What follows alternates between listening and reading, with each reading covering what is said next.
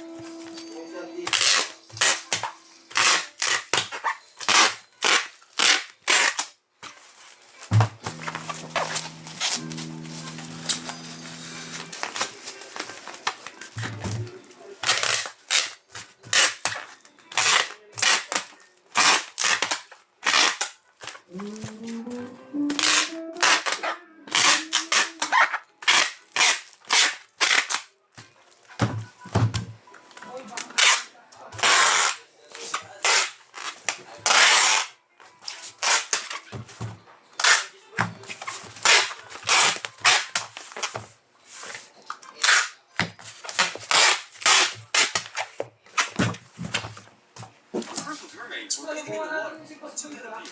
They climbed crouching behind the rocks. The beautiful mermaids instantly captivated them, just like a familiar figure. So they immediately reached over to strike up a conversation.